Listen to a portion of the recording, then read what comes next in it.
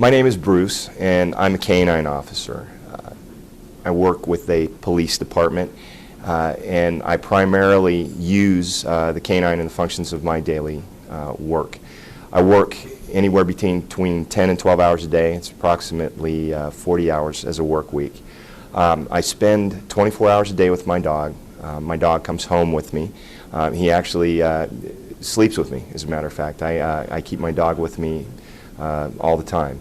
A typical day for me starts off with getting ready for work, and strangely enough, when you're a K-9 officer, you not only have to get yourself ready for work, but you also have to get your K-9 ready for work. And I don't think I introduced him, but this is K-9 Shadow.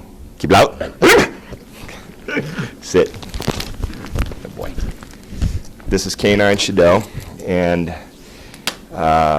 when you get ready for work, you usually have to spend a lot of time on your uniform. You make sure that your uniform is pressed appropriately, and you have all the things on it that you need to have for your job. And you also have to make sure that your K-9 is ready as well. He's got to have certain collars on, and he's got to be ready for work. Not only do you have to feed yourself before you go to work, but you have to make sure your dog is fed, and you have to make sure that if there's any medications that the dog has to take, that those are given to him. As a K-9 officer, you're not only responsible for the feeding and care of the K-9, you're responsible for his medical health as well. So you have to keep a constant monitor and check on everything with regards to his health. So when you get ready for work, you're not only preparing yourself, but you're preparing your K-9 as well. When you go to work as a K-9 officer, your primary function is to employ your dog in the service of the regular patrol officers, and which isn't to say that I don't do any patrol work myself. I do patrol work just as well as the other officers do, but my primary function is to employ my dog in the service of the other patrol officers. The kind of calls that we go to can be anything from a narcotics search or a narcotics sniff of a vehicle, where you have your dog walk around the vehicle and sniff the vehicle for the presence of narcotic odor that's emanating from the vehicle. That would be one of the types of calls. I also function as a tracking unit. K-9 Shadow is trained in tracking, and if there's any type of a missing person or a suspect that needs tracked, then we would track that person to the completion. We also function as an apprehension unit. If you have a felony suspect and the felony suspect refuses to surrender, then the K-9 will go in and apprehend that suspect or bite him and hold him until the other officers can place him in handcuffs and ensure that he's secured properly and take him into custody. I can tell you from experience, I've been a K-9 officer now for approximately 10 years, and as a K-9 officer, the stress level for me is actually a little less, and the reason for that is because I have a partner with me that's there 24/7. We train these dogs to do certain things, but just being the fact that they are dogs, they're very loyal, and they will give their life for you without even thinking about it, which is more than you can say for most humans. So in some ways, that is a stress reliever for me, because I can always count on the fact that my partner's with me, and that no matter what, if there's some sort of a situation that's dangerous, that he's always going to be there to protect me. As far as my education goes with regards to becoming a police officer, the first thing that you have to do is you go through the police academy. It's 6 months long in Florida. They have it at several different places. You can go through it as a vocational school, or they have it at several of the different community colleges. Once you finish going to the police academy, then you get hired onto an agency as a police officer.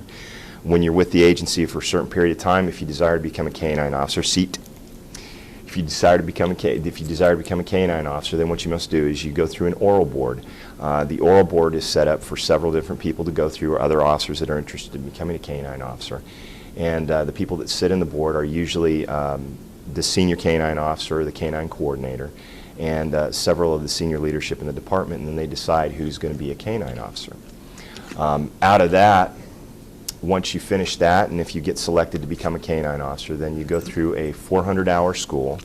And the 400-hour school that you go through with each of your K-9s. So if you have one K-9 and you work that dog for a period of time, Speaking of which, each dog, usually German Shepherds, their service life is about 5 years.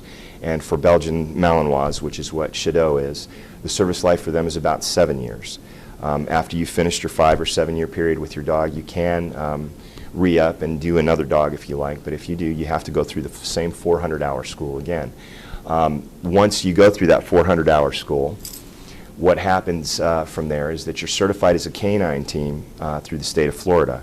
The K-9 team is you and the dog, and it wouldn't apply to any other dog that you have. It would be you and the dog as that one team. When you go through the school, you learn different things about K-9 behavior.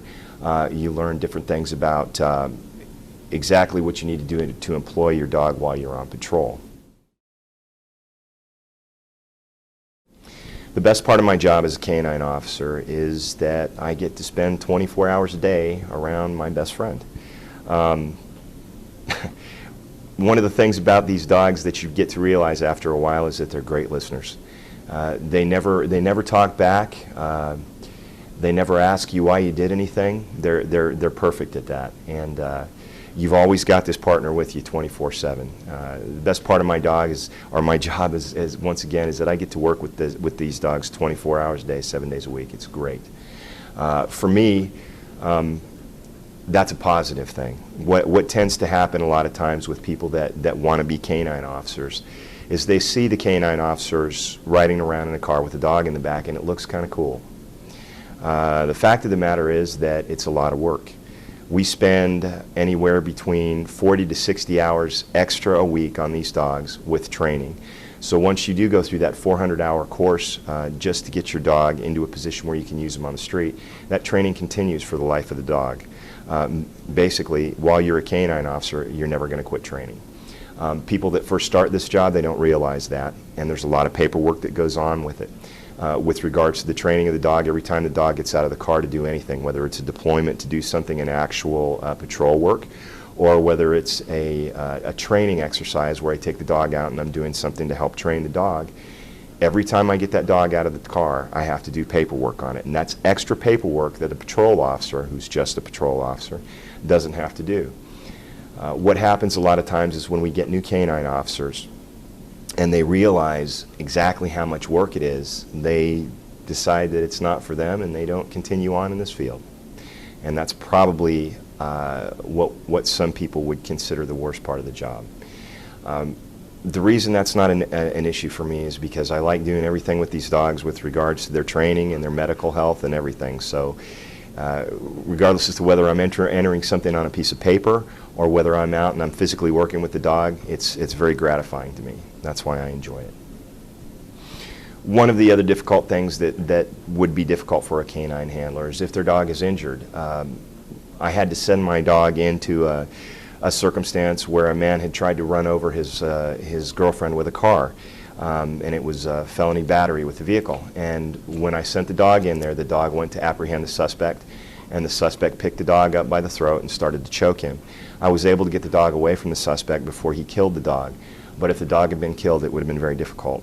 We have had handlers that have lost dogs. The dogs have been shot or hurt, and there has been a lot of difficulty with the handlers being able to deal with that, and that would be a part of the job that would be very difficult.